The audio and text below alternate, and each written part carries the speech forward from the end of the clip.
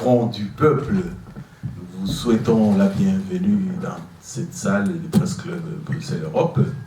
Et aujourd'hui, nous recevons comme invité l'honorable Lisanga Bonganga.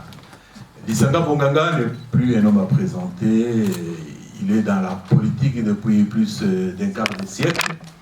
Et on l'a vu sur plusieurs fronts, même si maintenant il y a un autre front. Et donc aujourd'hui, il va nous donner sa lecture de la situation politique de notre pays aujourd'hui. Aujourd'hui, 1er avril 2016, quand vous comptez bien, il ne reste plus que quelques mois avant la fin définitive du deuxième et dernier mandat du président actuel. Tous les Congolais en ce moment-ci se disent qu'est-ce qui va se passer entre aujourd'hui et le jour où il y aura passation civilisée du pouvoir entre l'entrant et les sortants. Est-ce que tout est prêt? Et la communauté internationale, est-ce qu'elle a un agenda caché ou pas? Tous ceux qui commencent à crier fort, est-ce que c'est eux qu'on attend? Ce sont eux le Moïse du peuple congolais aujourd'hui ou pas? Bref, en cette année 2016, le peuple congolais aura le pouvoir de choisir ses nouveaux dirigeants. Mais c'est un enjeu majeur. Et c'est pour ça que nous accueillons donc l'honorable Lisanga Bonganga. Et au podium, nous sommes avec un représentant d'un de ses alliés, le représentant de l'UDPS Bruxelles, M. Ngoïmi Michinini. Et donc, voici comment nous allons procéder. D'abord, une disposition pratique. Faites-nous le plaisir d'éteindre vos téléphones ou de les mettre en mode vibreur. Ensuite, il y aura le mot du conférencier. Et après, nous passerons à la phase de questions-réponses avec en priorité les journalistes, bien entendu. Mais nous vous demandons d'être précis, d'être concis. Il n'y a qu'un seul orateur aujourd'hui, c'est lui. Et donc, il ne faut pas commencer notre conférence. Si vous prenez la parole, vous avez le micro. En 30 secondes, vous posez la question, il répond. Et comme ça, on donne la possibilité à beaucoup de gens de pouvoir intervenir, de telle sorte que le temps que nous avons pris pour cette salle puisse être rentabilisé. Eh bien, Monsieur Lisanga Bonganga, vous avez la parole pour votre point de presse. Nous tenons d'abord à vous remercier au nom du Front du Peuple. Front du Peuple, force politique et sociale, allié du président Étienne Tshisekedi.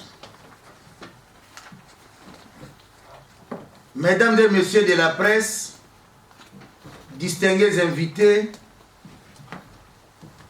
en ce moment où le royaume de Belgique et l'Europe sont en deuil, notre pensée va particulièrement aux victimes des attentats macabres et abjects qui ont frappé Bruxelles dans la journée du mardi 22 mars 2016. À toutes ces victimes de l'intolérance, à toutes ces victimes du fanatisme religieux, à toutes ces victimes de l'islamisme radical et du terrorisme islamiste, le ciel vous sera reconnaissant d'observer en leur mémoire une minute de silence.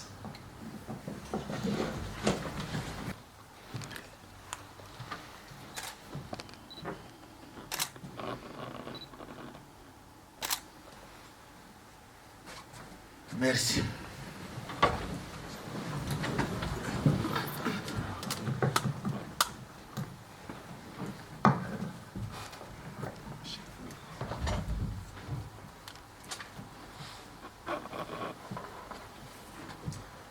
Je suis Bruxelles.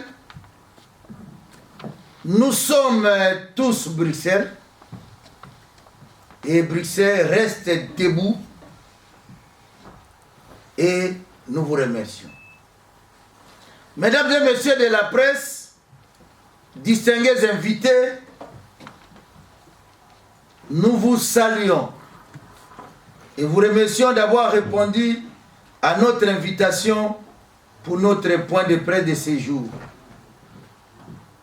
L'année 2016 s'est annoncée comme l'année de tous les enjeux. On sait qu'elle peut être un risque ou un espoir. L'espoir serait de voir le président Joseph Kabila à la fois permettre en novembre de cette année la tenue des élections crédibles et apaisées et organiser le 19 décembre de cette même année la passation pacifique des pouvoirs avec son successeur, les mieux indiqués. Comme vous l'aurez imaginé, n'est personne d'autre que le président Étienne Tshisekedi, le candidat du peuple.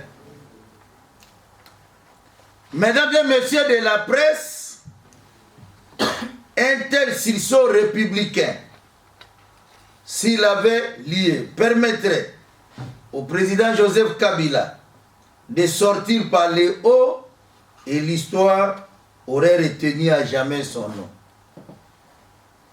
À 240 jours de novembre 2016, le compte à rebours pour les élections 2016 qui a ainsi commencé nous éloigne de cet espoir et nous installe dans les risques de voir le président Joseph Kabila en fait définitive de son mandat n'est pas organiser l'alternance démocratique, violant ainsi intentionnellement la Constitution et par conséquent devenant les comptables de ce parjure et devant le peuple et devant l'histoire.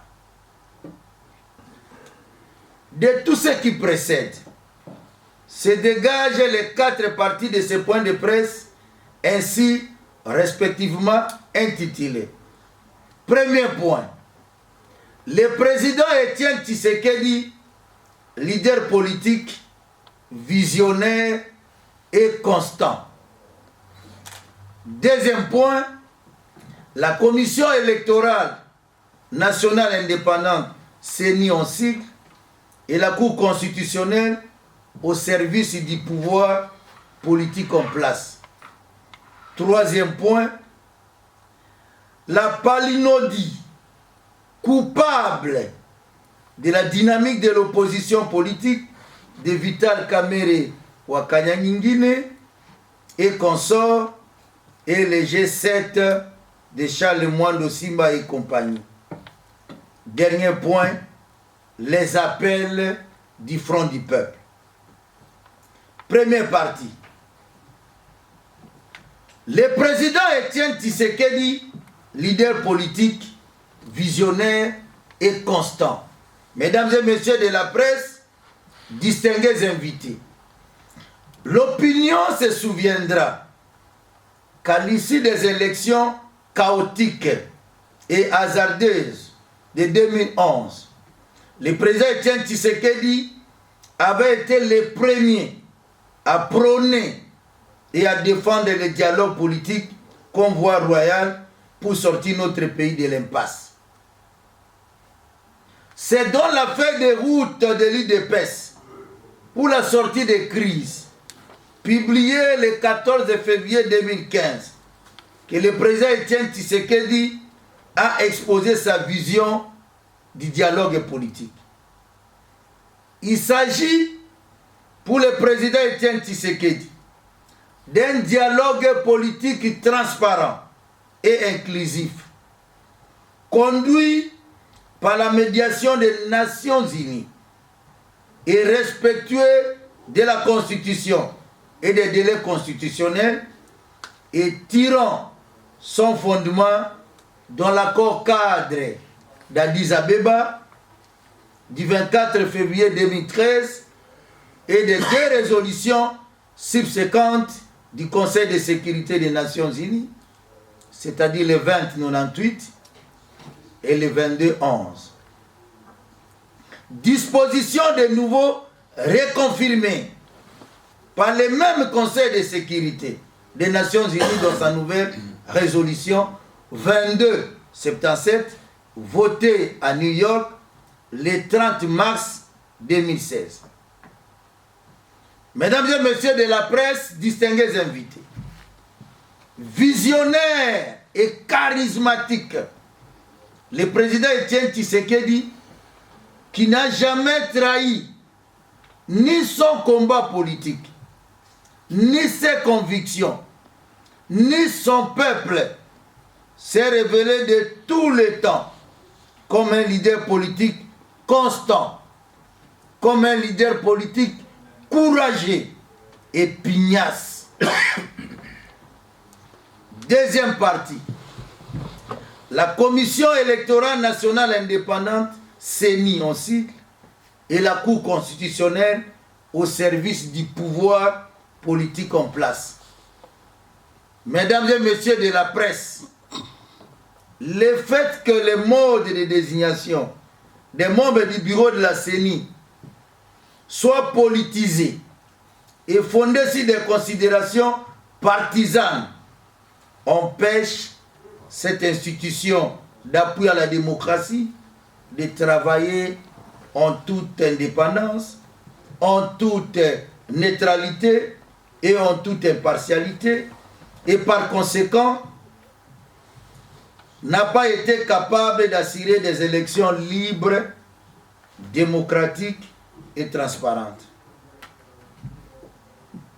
Cette condamnation de la CENI vaut autant pour la Cour constitutionnelle. C'est elle, la Cour constitutionnelle, par la Cour suprême de justice interposée, qui valida les résultats provisoires des élections proclamées par la CI en 2006 et la CENI en 2011. La CENI, qui n'a été que le levier de la tricherie et des fraudes massives ayant entaché les élections de 2006 et 2011, fait preuve aujourd'hui pour n'avoir pas respecté les cycles électoraux d'une défaillance criante dans l'exécution de ces missions. C'est pour toutes ces raisons que l'UDPS, les principaux partis de l'opposition politique congolaise et ses alliés considèrent que la CENI et la Cour constitutionnelle ne peuvent plus se poser en interlocuteur crédible et impartial. La preuve par 9 des irrégularités funestes étant décriées dont les chefs de la CENI avaient été apportés de façon claire et précise dans l'exposé des motifs de la loi numéro 015/001 du 12 février 2015 modifiant et complétant la loi numéro 06/006 du 9 mars 2009 portant organisation des élections présidentielles, législatives, provinciales, urbaines, municipales et locales, telles que modifiées par la loi numéro 11/003 du 25 juin 2011. Mesdames et messieurs de la presse, distingués invités, comme si cela ne suffisait pas, par l'arrêt controversé de la Cour constitutionnelle sur les fameux commissaires spéciaux, M.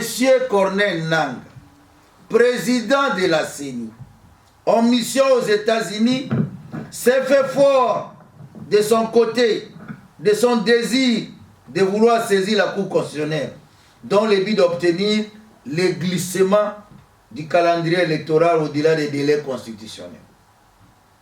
Au terme des dispositions pertinentes des articles 161 et 162, le président de la CENI n'a ni qualité, ni compétence pour saisir la Cour constitutionnelle et de surcroît, il ne revient en aucun cas à la Cour constitutionnelle d'autoriser cette violation de la Constitution sans qu'elle ne se rende coupable de félonie. La sortie pernicieuse des routes du président de la CENI, faite pour servir le pouvoir en place, n'a d'autre qualification qu'une violation sournoise de la Constitution, ce qui les rendrait responsables de forfaiture. Troisième partie. La palinodie coupable de la dynamique de l'opposition politique de Vital Kamerhe Wakanyangine et consorts et les G7 de Charles Mwando Simba et compagnie. Mesdames et messieurs de la presse, distingués invités, la dynamique de l'opposition politique et les G7, jadis dans la majorité présidentielle MP, avait été parmi les artisans majeurs de toutes les stratégies pernicieuses destinées à saper notre régime constitutionnel, socle de notre nouvel ordre politique acquis au prix d'énormes sacrifices.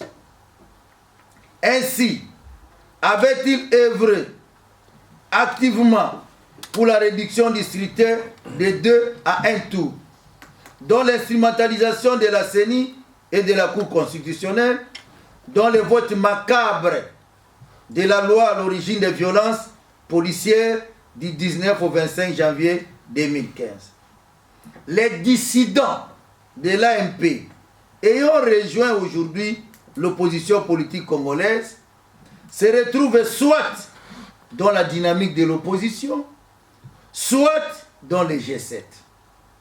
Mesdames et messieurs de la presse, distingués invités, la dynamique de l'opposition s'est opposée à la vision du dialogue politique selon le président Étienne Tshisekedi, entraînant aussi les G7. Les faux alibis arguent et que le dialogue politique tel que prôné et défendu par le président Étienne Tshisekedi conduirait au non-respect des délais constitutionnels, donc glissement du président Joseph Kabila. Dès lors, la dynamique de l'opposition politique s'était résolument inscrite dans la version du dialogue politique dite tripartite, qui réunirait au siège de CENI 3 composantes, à savoir la majorité présidentielle, la dynamique de l'opposition et la CENI, position sur laquelle les G7 ayant rejoint l'opposition politique s'étaient littéralement alignés.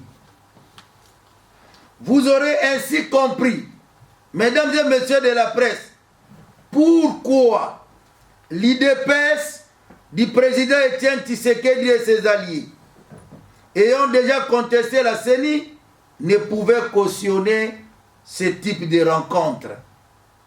Mesdames et messieurs de la presse, distingués invités, aujourd'hui, en disqualifiant la CENI, la dynamique de l'opposition politique et les G7 semblent annoncer leur sortie du dialogue politique version tripartite.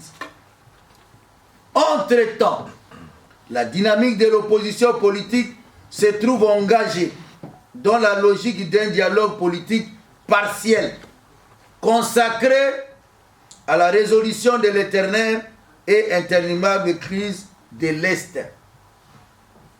Au-delà de cette disqualification de la CENI par la dynamique de l'opposition politique et les G7, une inquiétude subsiste et plus fondamentalement une interrogation sur la motivation réelle de la position de la dynamique de l'opposition et des G7 qui doit encore prouver la sincérité de sa démarche en rejoignant l'opposition politique congolaise incarnée depuis toujours par le président Étienne Tshisekedi. Mesdames et messieurs de la presse, distingués invités, pour ces temps qui courent, le plus grave, c'est ces temps perdus, en faux fuyant. Et ce qui fait peur, c'est d'être dans ces temps d'urgence pour que les élections se tiennent en novembre de cette année. Or, comme vous n'êtes pas censé l'ignorer, quand c'est urgent, c'est déjà trop tard. S'étant déjà opposé au dialogue politique, selon la version du président Etienne Tshisekedi, et ayant rompu avec le dialogue politique version tripartite, la seule et unique alternative qui s'offre aujourd'hui à la dynamique de l'opposition et au G7, ce sont des concertations politiques bis, version du dialogue politique selon le président Joseph Kabila. Un tel choix, mesdames et messieurs de la presse, la dynamique de l'opposition politique et le G7 ne serait-il pas taxé de faire le double G, ce qui serait le premier palier franchi dans l'exécution de ce qui s'appartiendrait à un agenda caché? Quoi qu'il en soit, mesdames et messieurs de la presse, le dialogue politique aura bel et bien lié. Soit pour baliser le processus électoral afin d'obtenir les élections dans les délais constitutionnels, soit au cas où il serait plus possible d'offrir à notre peuple les élections dans les délais constitutionnels pour mettre définitivement hors jeu du terrain politique national l'élément de blocage, c'est-à-dire Kabila, et de préparer sereinement dans une transition responsable les conditions nécessaires pour des élections réellement démocratiques afin de doter le pays d'un leadership crédible. Quatrième partie, enfin, les appels du Front du Peuple. Mesdames et messieurs de la presse, distingués invités, en vrai faux converti de la dernière heure au dialogue politique, le président Joseph Kabila n'a cessé de dresser des embûches et des obstacles de toutes sortes sur le chemin du dialogue politique selon la vision du président Etienne Tshisekedi. Le Front du Peuple appelle au dialogue politique tel que prôné et défendu par le président Etienne Tshisekedi pour s'opposer au troisième mandat consécutif du président Joseph Kabila, communément appelé glissement. Pour défendre le strict respect de la Constitution et des délais constitutionnels tels que prescrits. Et enfin, pourquoi ce dialogue version Tshisekedi? C'est pour obtenir un calendrier électoral consensuel permettant de tenir les élections présidentielles et législatives provinciales en novembre de cette année. Pour le Front du Peuple, ce dialogue politique rassure les Congolais. Il est légitime, il faut le respecter, il doit avoir lieu. C'est pourquoi le Front du Peuple appelle les Congolais à soutenir et à œuvrer résolument pour la réussite de ce dialogue politique sous la médiation internationale. À rester debout contre les concertations bis, version dialogue politique de M. Joseph Kabila. Mesdames et messieurs de la presse, distingués invités, à l'approche des échéances électorales prochaines, le Front du Peuple note avec bienveillance la mobilisation de la communauté internationale, notamment à travers la résolution du Parlement européen 2609 RCP du 10 mars 2016 et la résolution du Conseil de sécurité des Nations Unies le 22/77 du 30 mars 2016 en faveur du respect des droits et libertés fondamentales de l'homme, de la Constitution ainsi que des délais pour que les élections présidentielles, législatives et provinciales se tiennent en novembre 2016. Au regard de la résolution numéro 22/77 du Conseil de sécurité des Nations Unies et à l'intelligence de son point 10, le Front du Peuple lance un appel pressant à M.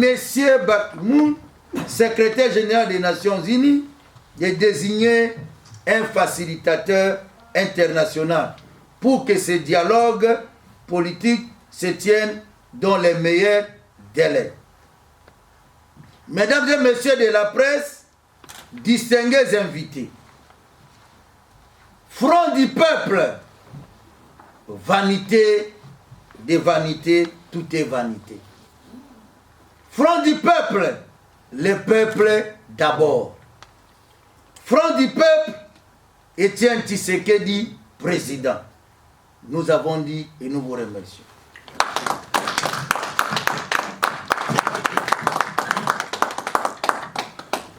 Bien.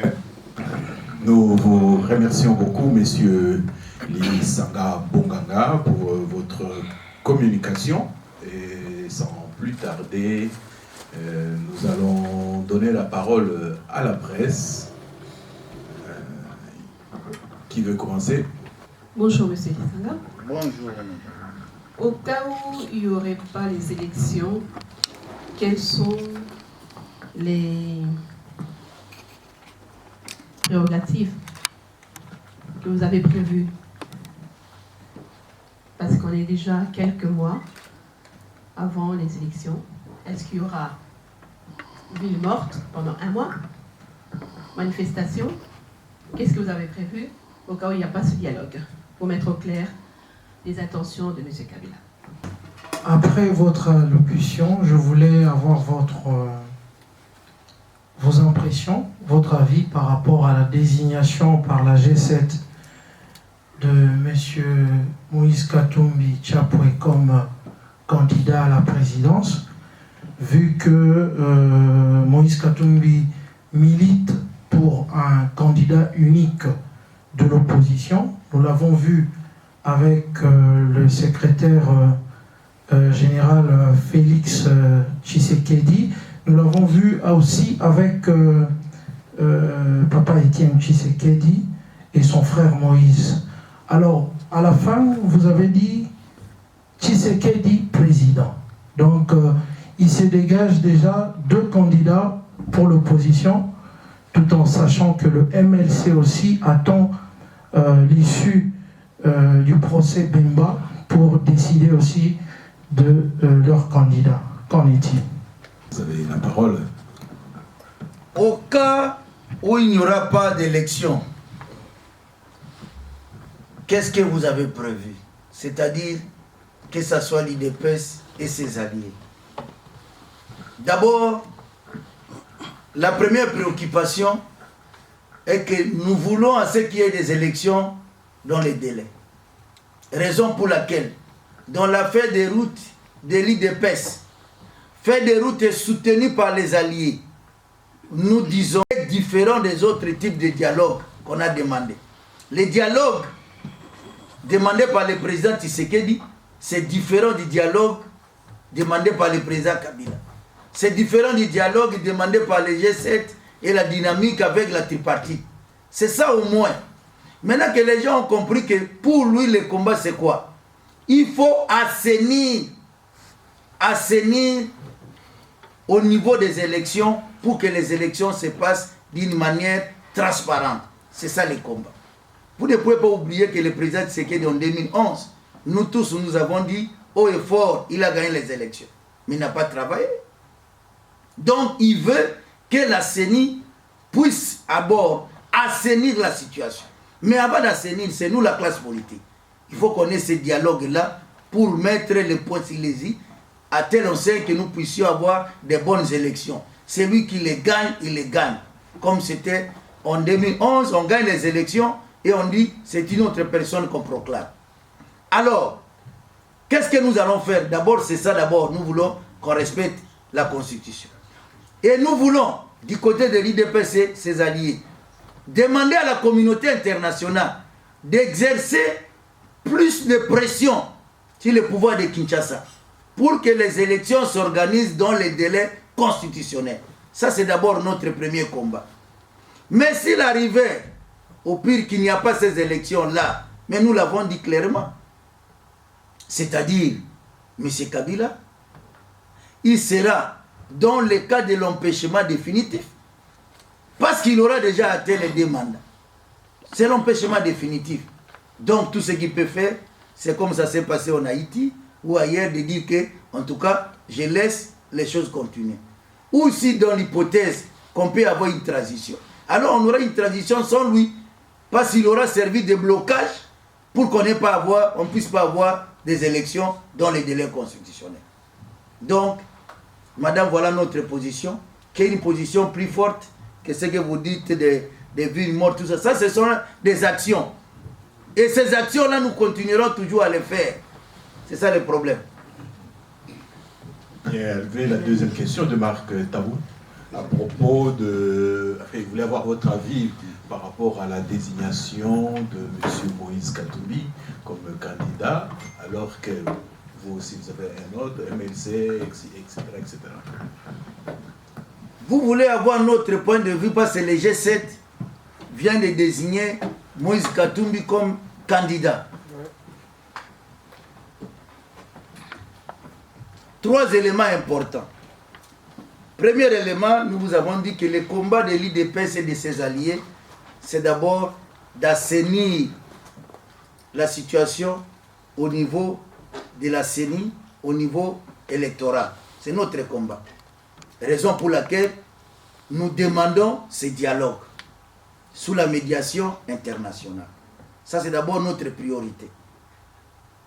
Deuxième, vous avez suivi que le G7 a désigné Moïse Katumbi. Et nous, les alliés, les Front du Peuple, nous disons, mais ça, c'est le candidat du G7. Mais Etienne Tshisekedi, c'est le candidat du peuple. C'est ça la différence. D'un côté, il y a les candidats désignés par les G7, sans oublier qu'à l'opposition, il y a au moins 4 groupes importants. Il y a les G7, il y a la Dynamique, qui va aussi continuer à désigner ses candidats. Il y a aussi, nous, les Fronts du Peuple, nous soutenons les candidats du peuple, qui s'appelle Etienne Tshisekedi. Troisième élément, il ne faut pas oublier que les faits sont têtus. En 2011, il y a eu M. Vital Kamerhe qui avait quitté la majorité. Et il est venu à l'opposition. Dans les mêmes circonstances, quand nous nous retrouvons à Fatima pour désigner Etienne Tshisekedi candidat commun, c'est à ce moment-là qu'ils disent non, nous allons aller dans notre groupe pour désigner des candidats. Mais ils n'ont pas désigné un seul candidat. Vital candidat, Kengo candidat, Dr Kachala candidat, Ada Bombole candidat, ils étaient candidats sur candidats. Mais nous en avons l'habitude, on est allé aux élections, diaspora, que ce soit du côté de la diaspora, que ce soit chez nous-mêmes au pays, tout le monde essaie de mobiliser derrière Etienne Tshisekedi. Donc, on est habitué à ça. Dans le contexte de 2011. Mais ça, c'est dans le contexte de 2016. Oui. On a dit dans le contexte de 2016, c'est comme ça que nous avons... Est-ce que vous croyez que c'est le même contexte, 2011 et 2016? D'ailleurs, maintenant, le contexte est différent. Le contexte est différent parce que le peuple congolais a acquis beaucoup d'expérience. Beaucoup d'expérience. Le peuple congolais a compris qui est qui. Ceux qui quittent Kabila pour venir à l'opposition, comment ça se passe? Les mêmes jeux se jouent toujours de la même manière. Le peuple n'est pas dupe. Donc aujourd'hui, c'est encore pire parce que ce peuple est encore plus mûr qu'avant, avec beaucoup d'expérience qu'avant.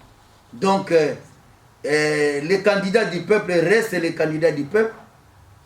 Et comme nous le disons, le 19 décembre, c'est à ce moment-là qu'il peut y avoir passation pour que cette fois-ci, le président Tshisekedi puisse travailler alors les mains libres pour que les Congolais puissent avoir son programme.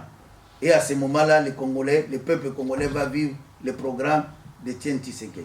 Je peux renchérir oui, pour dire, on continue. Donc, officiellement, Lisanga Bonganga donne déjà l'avis de Etienne Tshisekedi qui n'est pas encore candidat en 2016. Comme la G7, nous pourrons dire que Lisanga Bonganga, pour lui, son candidat, c'est Etienne Tshisekedi, sans pour autant lui-même se prononce.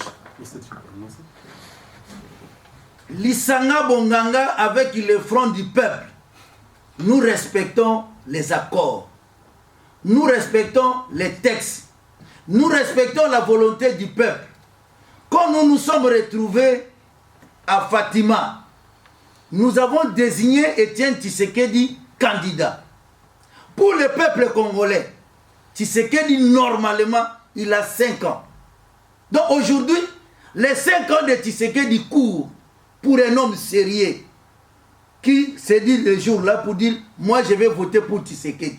Dans sa tête, il devait comprendre « Je vote pour Tshisekedi pour 5 ans ». Donc de la même manière que les gens de la majorité ont voté pour Kabila en disant que nous, c'est pour 5 ans, c'est de la même manière que nous avons voté pour Etienne Tshisekedi. Si nous sommes sérieux et que nous avons fait un choix sérieux, un choix que nous devons respecter jusqu'à présent, celui qui avait voté pour Tshisekedi doit continuer à dire le mandat de 5 ans que moi j'ai donné à Tshisekedi, ça court encore. Jusqu'à ce que nous nous retrouvons pour dire diaspora, opposition, combattants ensemble, l'évaluation, nous renouvelons la candidature du président Tshisekedi. Nous ne sommes pas encore à l'étape de candidature. Il est avec nous. C'est lui. Donc quand nous avons dit que c'est lui président, il y a des amis qui croyaient encore, comme on les voit, au cours du mandat, ils se disent encore qu'ils sont candidats. Mais c'est un désordre. Bien, merci M. Lisanga. Bon, je vais profiter aussi, je reprends ma casquette de journaliste là. Monsieur Lisanga Bonganga, vous savez comme tout le monde que la politique c'est un rapport de force. Le 27 juin 2015, à l'hôtel Pullman, il y a 8 mois, M. Etienne Tshisekedi avait dit que, je vais lire sa phrase, si les dialogues n'arrivent pas à temps, nous finirons par prendre le langage des combattants. Aujourd'hui, il reste 8 mois pour qu'il y ait des élections. Vous attendez quoi pour prendre ce langage des combattants?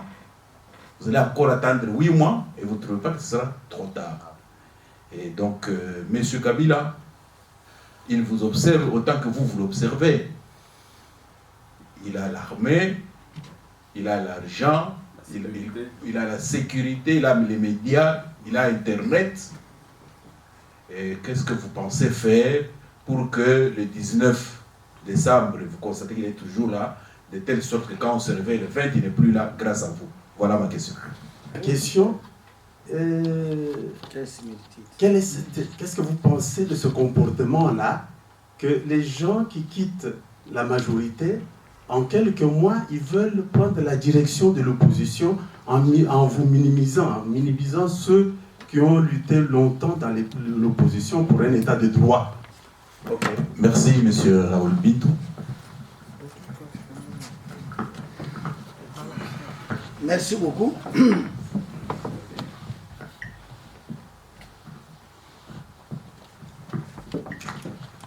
Vous avez parlé des rapports de force, le langage des combattants, tel qu'a privilégié le président Etienne Tshisekedi, notre autorité morale. Mais vous avez dit que Kabila a tout, l'armée, tout les services de sécurité. Mais il a tout, mais il n'a pas le peuple. Les plus forts, c'est le peuple. C'est comme ça nous disons, au front du peuple, le peuple d'abord. C'est le peuple le plus fort. Vous pouvez avoir des armes, tout ce que vous pouvez avoir. On a vécu même à l'époque Mobutu. Mais les armes sont restées.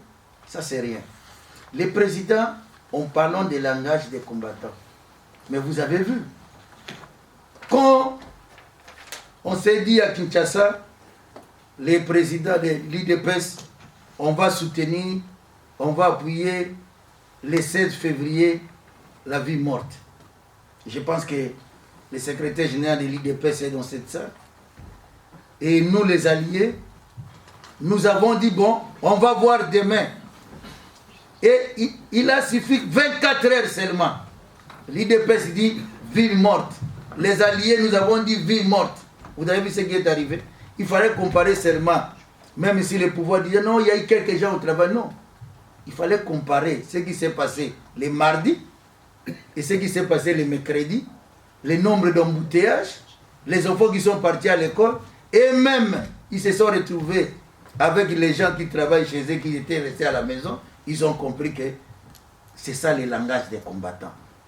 Donc, à des moments précis, si le président dit non, cette action-là, vous devez appuyer, actionner, vous allez voir, nous allons le faire. Même pour aujourd'hui, quand nous demandons la tenue de ce dialogue sur la médiation internationale, même par les actions des combattants, nous sommes prêts à le faire. Donc, c'est ça le langage des combattants. Il n'a pas dit le langage d'aller prendre des armes, il a dit le langage des combattants. C'est-à-dire, d'une manière pacifique, on peut aujourd'hui avoir des marches pacifiques, on peut organiser des villes mortes, on peut aujourd'hui sensibiliser la population avec des meetings, ou alors chaque jeudi, comme le fait le secrétaire général au siège de l'IDPS, voilà tout ce que nous pouvons faire. C'est ça au moins, mon frère, j'ai la réponse à ta question. Similitude entre les comportements de ceux qui quittent la majorité viennent à l'opposition. Vous avez parlé des Camérés qui étaient au perchoir, des gouverneurs aussi qui viennent d'arriver. Nous avons un problème. Chez nous, le président Tshisekedi nous a appris la constance. C'est-à-dire, on reste constant, on est dans l'opposition, on reste dans l'opposition. On est dans les forces acquises au changement, on reste dans les forces acquises au changement. S'il y a des gens, c'est comme ça que nous sommes en train de surveiller la maison. C'est quand ils passent dans d'autres parcelles, on écrit « Cette parcelle n'est pas à vendre ». C'est comme nous. Ce pays n'est pas à vendre. C'est comme nous. L'opposition, incarnée par le président Tshisekedi, n'est pas à vendre. Ce n'est pas à vendre. Vous pouvez venir faire autre chose que vous voulez. De toutes les façons, on a vu des candidats, mais nous, si nous actionnons, si aujourd'hui, il y a l'unité de la diaspora, il y a l'unité avec nos gens, c'est-à-dire au pays, mais vous allez voir ce qui va arriver. Nous attendons, vous-même, vous allez voir, ce que nous appelons les référendums. Le jour où le président Tshisekedi va rentrer à Kinshasa, vous allez vivre les référendums. Vous allez voir les Quinois, les Quinoises, drapeau ya pembe, tobimi nanzela, tozo yambaye. Et vous allez voir ce qui va arriver. C'est ça le référendum. C'est ça les candidats du peuple. Donc, tout ça, ça ne nous effraie pas. On en a l'habitude et on sait comment se battre. Bien, merci. Guilhem. Justin Zobio de Bruxelles Information Presse. Ma question, c'est laquelle? Il y en a trop. Oui. Je ne sais pas par où commencer. Alors, on va commencer. J'aimerais poser une question à l'opposition. Il ne faudrait peut-être pas se focaliser sur la date butoir de novembre pour la tenue des élections. On l'a vu dans d'autres pays comme le Togo. Récemment, la date des élections avait été repoussée. Et donc, ça ne doit pas être un motif de toutes les spéculations. Donc, ma question, c'est de savoir quelle garantie avez-vous aujourd'hui de la tenue des élections libres et transparentes? Nous savons qu'il y a toute une série de jeunes qui ont 18 ans, qui sont en âge de voter. Est-ce qu'il y a tous les outils de pouvoir voter, de pouvoir enrôler tous ces jeunes? Donc, la question principale, quelle garantie avez-vous aujourd'hui de la tenue des élections libres et transparentes? Voilà. Oui, voilà, c'est Richard, oui, pour VDTV. C'est pour compléter sa question. Quelle lecture faites-vous de ce qui se passe ou ce qui s'est passé au Burundi, au Congo, Brazzaville et au Niger? Merci. On prend 3. Oui, madame.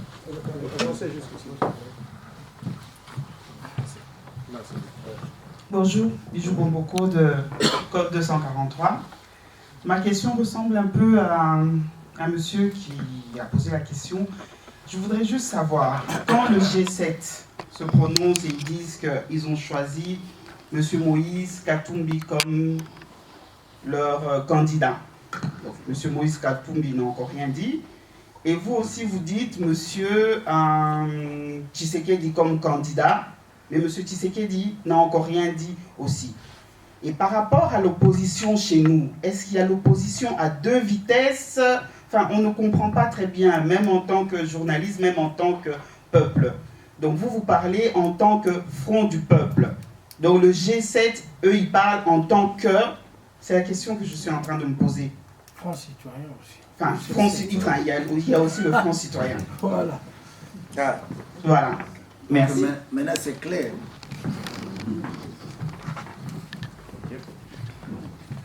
Voilà.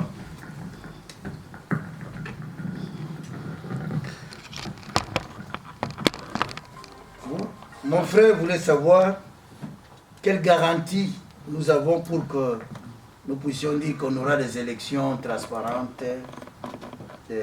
Là aussi, les élections dans les délais, tout ça. La garantie, je pense que pour nous, d'abord, toutes ces pressions que nous sommes en train d'exercer, sur le plan interne et sur le plan de la communauté internationale, ça constitue une réelle garantie pour que nous puissions avoir des élections transparentes et surtout dans les délais.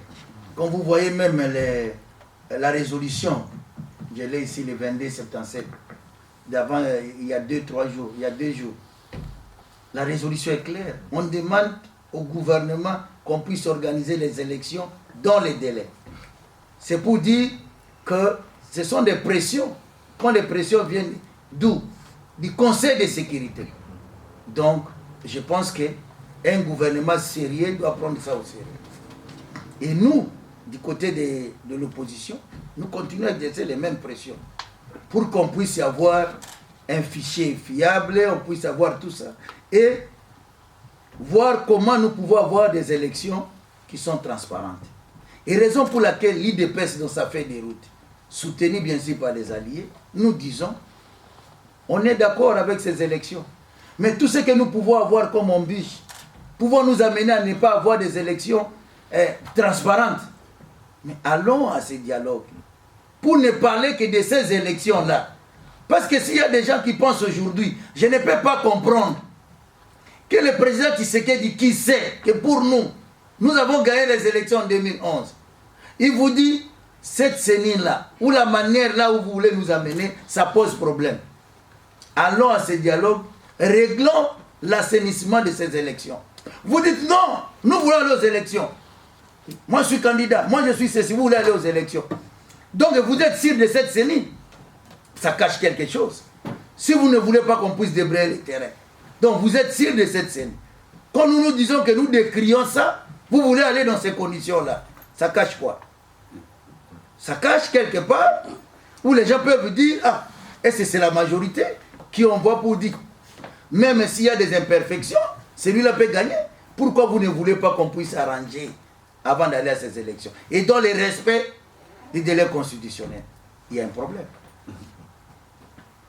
Alors, vous parlez de la situation, la lecture de Burundi, Congo-Brazza et Niger. Vous savez, chez nous, en République démocratique du Congo, nous avons une situation spéciale. C'est-à-dire, quand nous parlons de 220,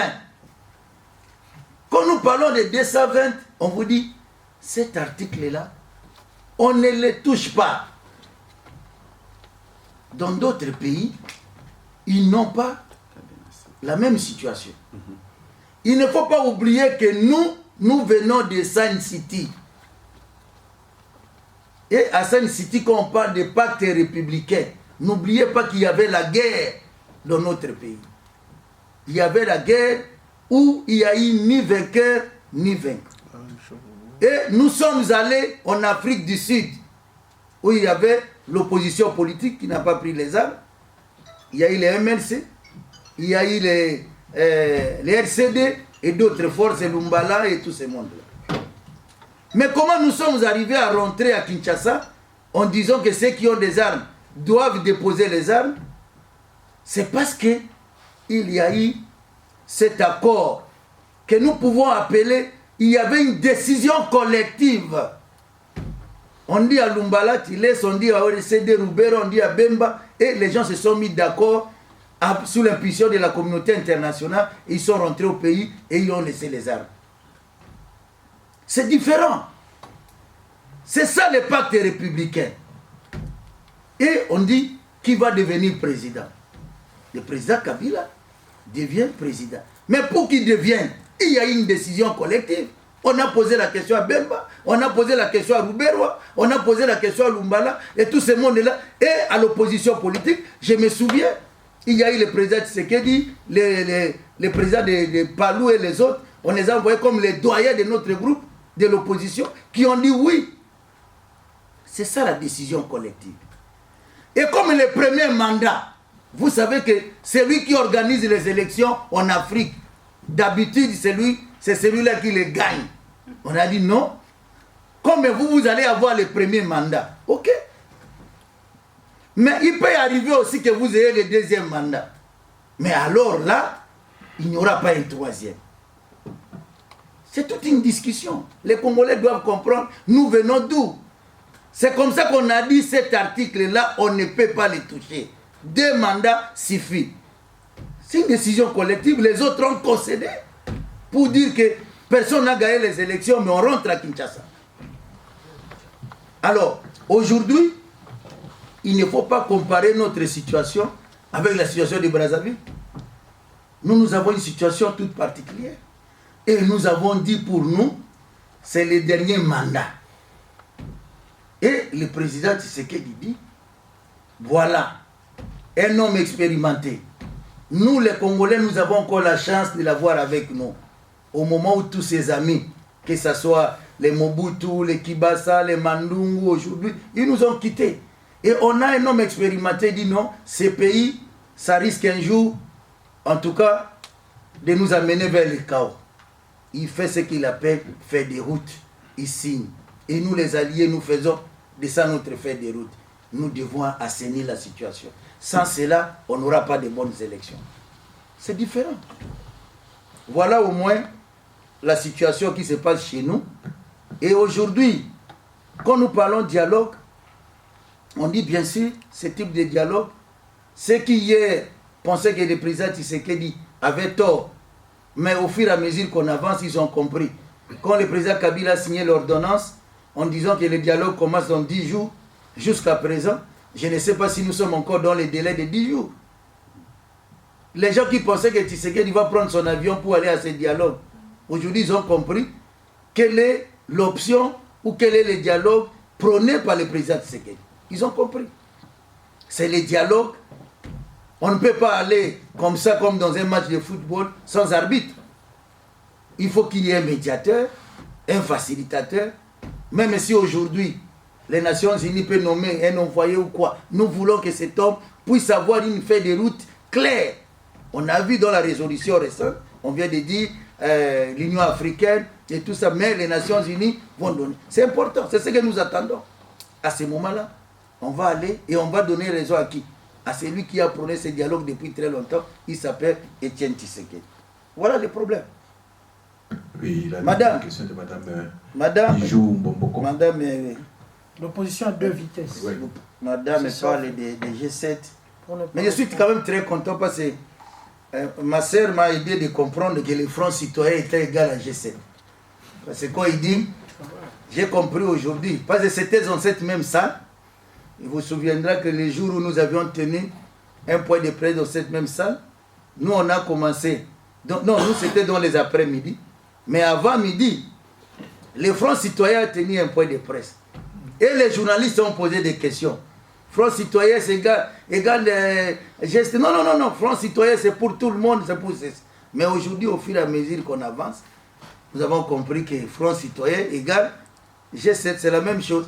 Mais nous, au moins, le Front du Peuple, on ne se cache pas. On dit ouvertement que nous, les Front du Peuple, nous sommes des alliés du président Étienne Tshisekedi. Parce que dans la vie, il ne faut pas chercher à un certain moment de dire non, on a la libandité. Les jours où tu vas enlever ton chapeau, on comprendra que vous avez la libane. Ça pose un problème. Donc, l'opposition à double vitesse, non.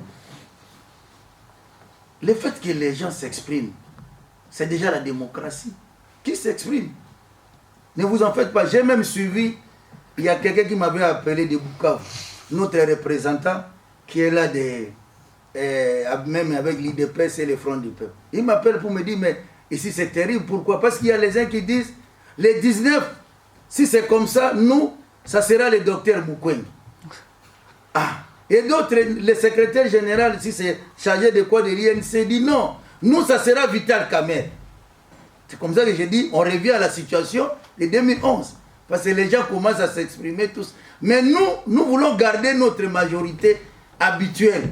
C'est-à-dire où il y a la diaspora, il y a le peuple congolais, où il y a les candidats du peuple. Et jusqu'à présent, ce n'est pas dit que moi, ou nous, les Front du Peuple, nous avons dit que Tshisekedi est candidat. Non. Il est là. Nous lui avons fait confiance pour 5 ans, que c'est lui notre président de la République, que c'est lui qui a gagné. Et nous continuons à lui faire confiance. Donc, pour nous, on ne peut pas nous interdire de dire que non, le candidat du peuple est là.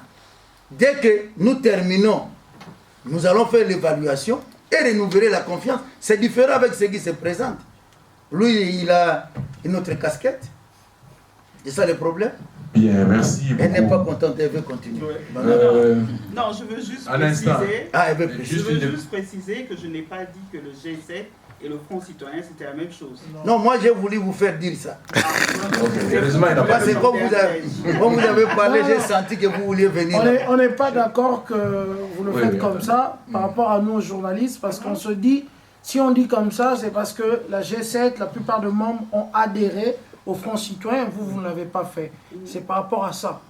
Parce qu'il y a aussi d'autres questions qui vont venir par rapport au Front Citoyen et au Front du Peuple.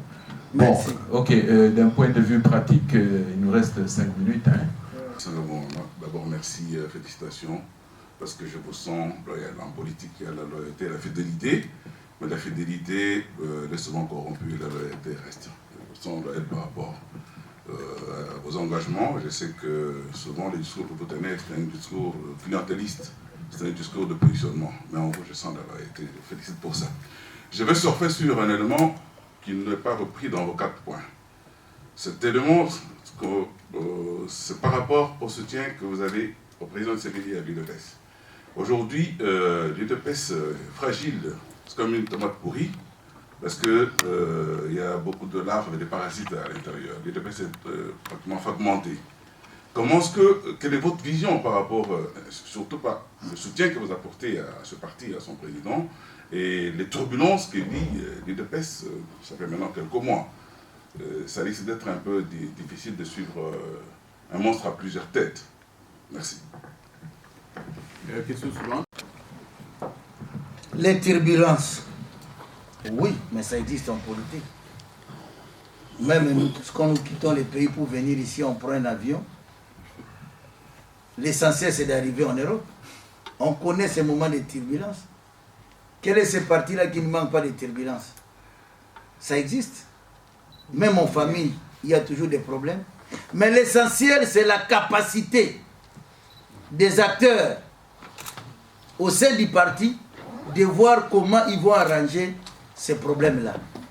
Il faut comprendre. Ces partis-là, moi, j'ai mon parti, mais l'IDPS fait toujours peur. C'est à un moment où on dit Tshisekedi est très malade, il est très fatigué, ou ça ne va pas, c'est un moment où il se réveille. Et c'est toujours vers la fin.